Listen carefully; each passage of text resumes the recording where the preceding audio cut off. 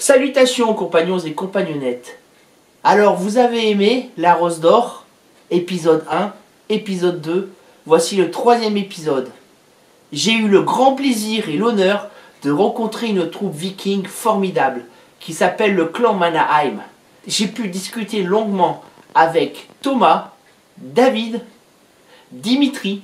La veille, j'avais rencontré son fils Ulrich qui était venu nous voir sur notre campement des Seigneurs d'Oppoul. J'ai pu apprendre un tas de choses extrêmement intéressantes sur la vie des Vikings et sur l'épopée scandinave en général. Alors je les remercie vraiment pour toutes les informations et pour toutes les démonstrations qu'ils ont pu me faire de leur méthode de combat. Alors si vous avez aussi envie de voir ce qui se passe dans le monde viking, c'est après ça.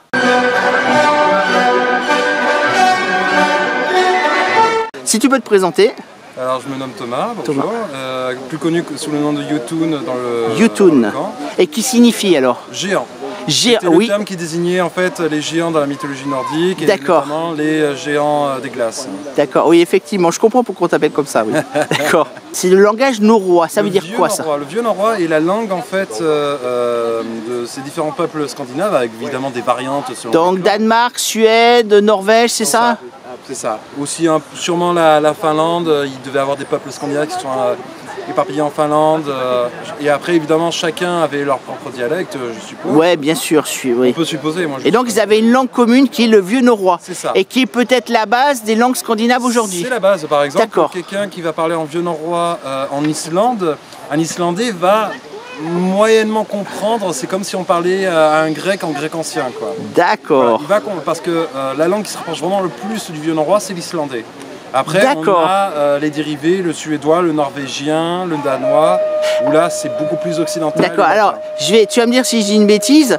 Donc, en Islande, parce qu'il y a une séparation linguistique, eux ont gardé le langage un petit peu comme pour les Québécois qui parlent le vieux français, on peut dire c'est un peu... D'accord. Vu que l'île était vraiment isolée et loin de D'accord, donc les autres ont évolué avec peut-être l'apport des autres langues européennes, tandis qu'eux sont restés figés. Vu que de base, c'est une langue à racines germaniques, le suédois, norvégien et le danois, c'est une langue très germanique. D'accord. Après, il y a eu l'afflux des Francs, des Vandales, les Ostrogoths, Visigoths, etc. Ouais, et après, évidemment. il y a eu les points de commerce avec donc, les Arabes, compagnie, les Byzantins, le latin, etc. Même les Grecs, je crois, on a retrouvé, je me trompe ou pas? Il y a eu des échanges aussi. On peut même trouver des statues de Bouddha. Là, récemment, dans un site de fouilles suédois, ils ont trouvé une petite statue de Bouddha. Carrément! Après, c'est pas dit qu'ils sont allés jusque. D'accord, mais ils se sont peut-être rencontrés dans des endroits à mi-chemin entre leurs cultures respectives. Qui était en contact à ce pays-là, mais qui est allé ensuite dans un comptoir et qui a échangé cet objet contre un autre. Donc il y a déjà une pré-mondialisation, on va dire. Il y a déjà des circuits commerciaux et culturels. Ils ont créé plein de comptoirs le long de la mer du Nord. Et comme les Grecs alors. C'est ça, ils ont créé plein de comptoirs. Après, il y a eu des afflux d'échanges commerciaux. On retrouvait des pièces avec des symboles. Avec des versants du Coran, etc., des symboles arabes, parce qu'il y a par exemple des Varegs, si je ne dis pas de bêtises, qui sont allés pratiquement jusqu'à Dubaï. Donc David, dis-moi ce que tu fais un peu là. Alors là, j'utilise un bandan pour pouvoir écorcer les bouts de bois. Une grosse pince, j'utilise ma pédale pour pincer et mordre le bout de bois. Donc ça fait étau. C'est un étau, voilà. Ça fait étau. Voilà. Et on enlève l'écorce. Et donc là, tu utilises une planche charron, si je ne me trompe pas. Exactement. D'accord. Et à partir de ça, tu peux tailler, c'est dans quel but? Tu fais des manches d'outils, des manches pour les armes? C'est ça, on peut faire des manches d'outils. On peut aussi faire des bâtons de marche. On peut faire des pieds de banc comme nous avons sur le campement. D'accord. Et alors une question que je me pose, est-ce que tu peux équarrir des troncs un peu plus importants, des pièces de bois plus importantes que ça? Est-ce que c'est possible avec ce système?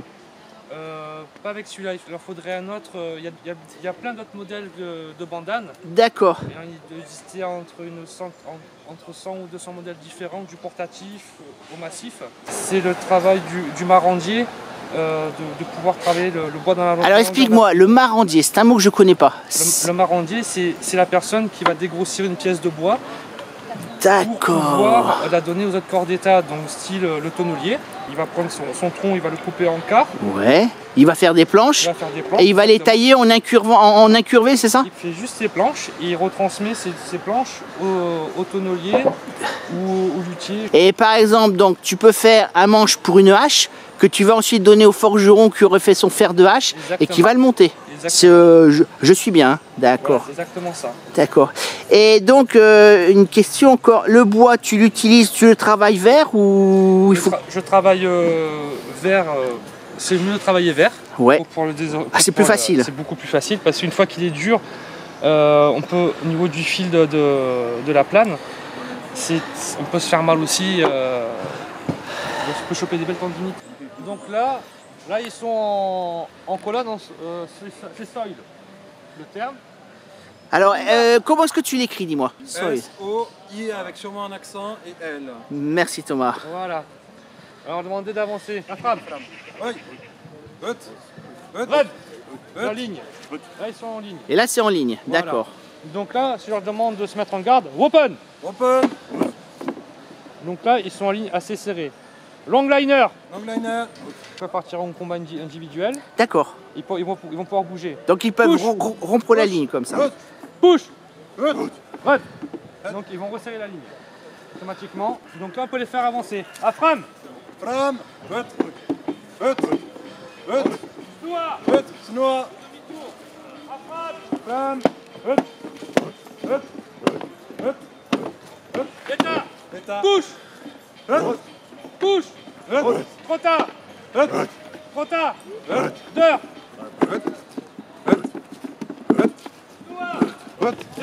L'état. Quelle vise? Comptez-vous. Certe raid, 2 lignes.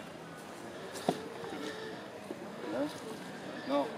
Donc là, on va pouvoir vous montrer maintenant le mur anti-Danax. Clégui. Voilà. Trop tard. Field. Donc on peut aussi te faire le mur anti-flèche maintenant, comme ils sont en position.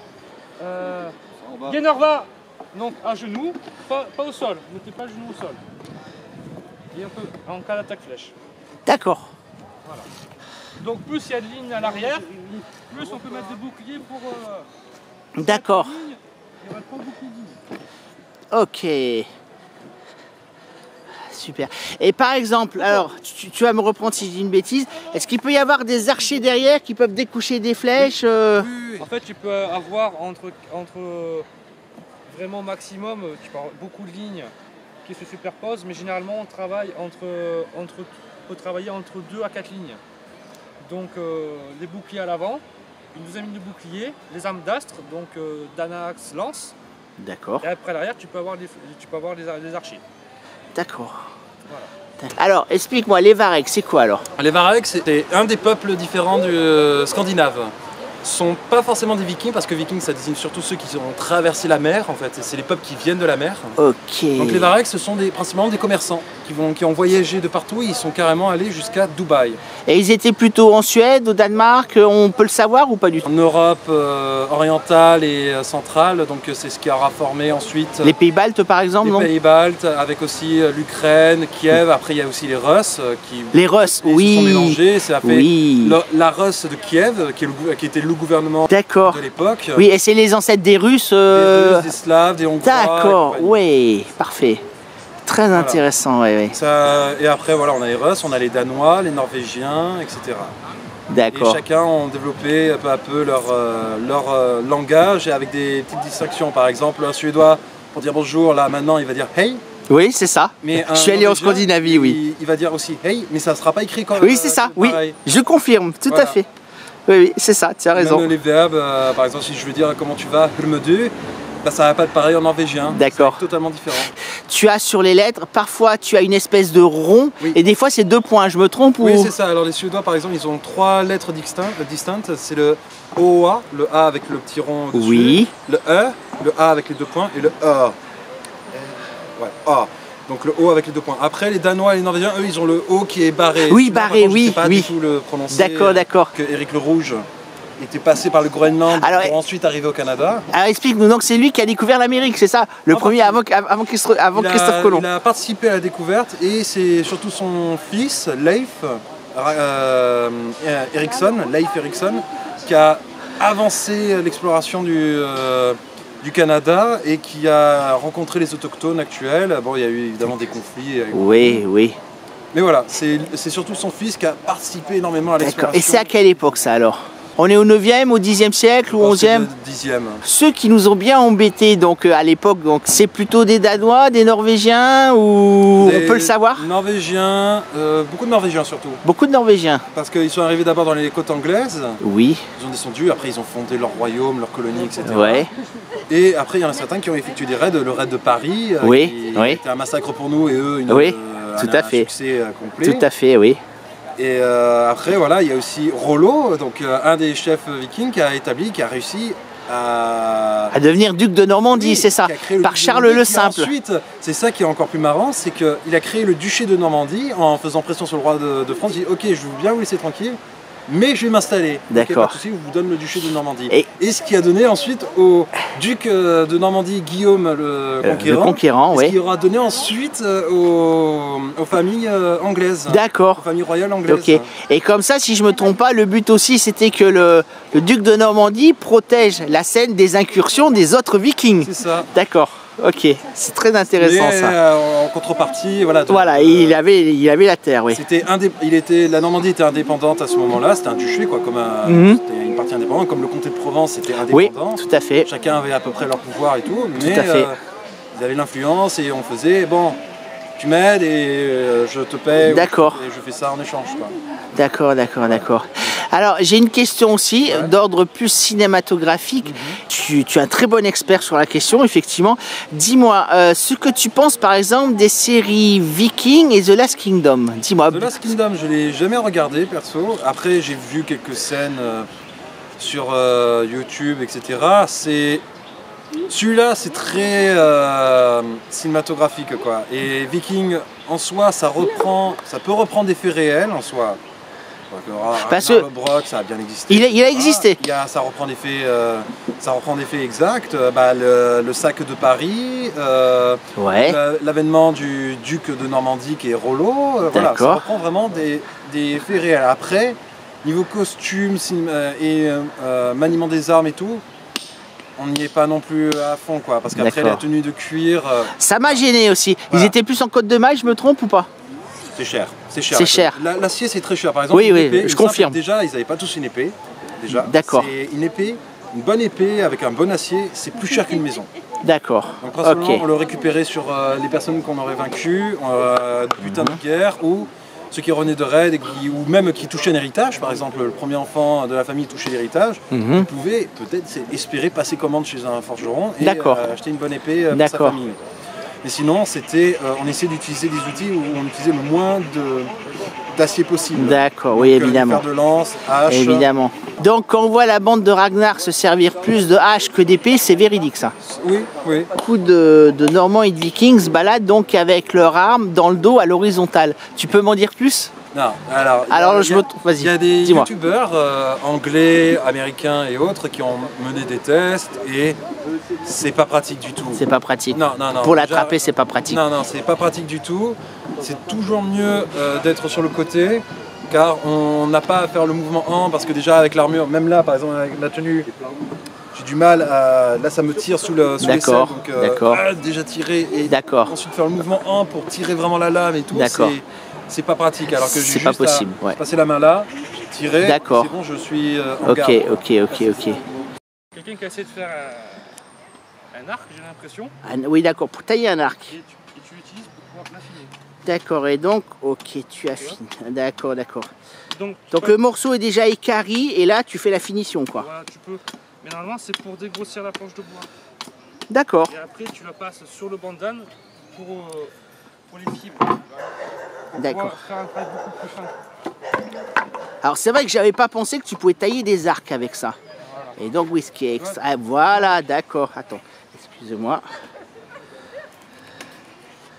Donc là, on va récupérer pour avoir une surface beaucoup plus plane, plus lisse.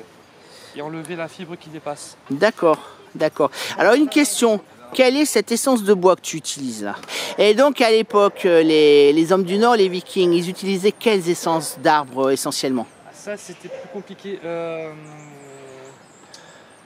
Du frêne. Oui, du frêne. Alors, si je me trompe pas, tu vas me dire si je dis une bêtise. Oui. Le frêne, c'est l'arbre sacré des Scandinaves. C'est Yggdrasil. Non, je me trompe ou non ou pas? Non là, non, je me trompe. J'ai pas la référence de ça. D'accord. Il me semble que si. Il faudrait que je vérifie. Regardez, oui. Pas le frêne, qu'est-ce qu'il y a Alors parce que le frêne, donc c'est un bois qui est souple, qui est résistant, dur mais souple. Voilà, et donc on fait les manches d'armes avec. Hein, c'est bien ça. D'accord, voilà. D'accord. Après il y a peut-être de l'if. De l'if, donc pour les arcs. Là, c'est le top pour les arcs. Qu'est-ce qu'il y avait? Ils avaient le pain nordique, donc tout ce qui est un peu le résineux. Qu'est-ce qu'il y a? Et par exemple, alors je te coupe un instant, oui. Je pense donc pour les mâts de Drakkar, ils vont utiliser un pain nordique par exemple ou pas du tout? Je sais, je te pose des questions et... Parce que pareil, j'imagine que pour un mât, j'y connais rien en marine, hein, mais j'imagine que pour un mât, il faut qu'il soit à la fois dur et résistant par rapport à la force du vent, par rapport à la voile. Et donc, je pense qu'un pain, c'est assez flexible quand même. Non, je me trompe? Le problème du pain, c'est que la fibre, c'est une question de fibre. Le pain est une fibre qui peut casser plus facilement qu'un attrape. Le frêne, d'accord, peut se déformer. Mais il va absorber la déformation, il est résilient, d'accord. Ok. Il va bouger et au bout d'un moment, et au bout, il va casser. Ah oui, donc mon exemple n'est pas bon, d'accord. Voilà. Donc on ne va pas utiliser du pain, oui. C'est vraiment des arbres, des essences vraiment très spécifiques. D'accord. Chaque usage. Oui, bien sûr, bien sûr, bien sûr. La localisation d'où ils étaient dans l'Europe du Nord. Chaque région n'a pas les mêmes essences de bois. Oui. Donc c'est pour ça que c'est un peu dur de dire. Ouais, je comprends, je comprends. Et la longueur de l'arc chez les Vikings? 2,30 m. Ouais. C'était un des arcs les plus puissants. Il comptait parmi les arcs les plus puissants de l'époque. Tu peux répéter la longueur? J'ai pas bien. 2,30 m. 2 mètres? Ouais, c'est 2,30 m. 2,30 m. C'est le longbow. Longbow, c'est ça? C'est ça, longbow. Ouais. Waouh! Avec un bois qui est résistant à l'humidité, donc il se conserve et il se passe. Vu le climat, oui, je comprends, oui. Vu que en Scandinavie, il n'y avait que de l'érable, donc un bois qui résiste à l'humidité. Ils avaient ça de partout chez eux, donc sans souci ils se fournissaient. D'accord.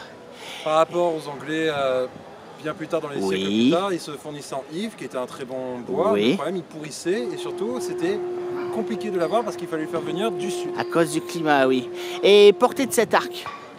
Oula. Vous pouvez, grosso modo? Ouais, tout dépend. Un très bon archer avec un arc puissant, plus de 100 livres. 100 mètres, hein, facile. Ouais, un bon 100 mètres, voire plus. Hein. En tir direct ou en cloche? Non, en direct. En tir direct, 100 mètres. Oui.